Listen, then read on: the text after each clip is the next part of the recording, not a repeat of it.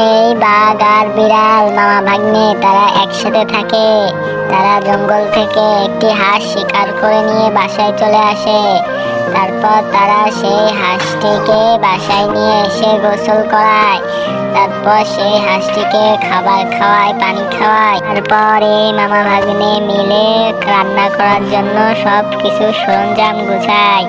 তারপর তারা সেই হাঁসটিকে ঝুলিয়ে নেয়। তারপর রান্না করার জন্য প্রস্তুত করে এবং সেই হাঁসটিকে ওভেনে দিয়ে দেয় রান্না করার জন্য। তারপর সে রান্না করার আগে হাঁসটিকে অনেক চুমু খেতে থাকে। এরপর মামা ভাগ্নে সেই হাঁসটির গায়ে সমস্ত মশলাপাতি মাখিয়ে দিল ভালোভাবে, যাতে রান্না করা যায়।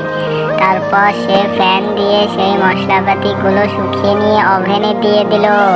একটু পরেই হাঁসটি রান্না হয়ে গেল।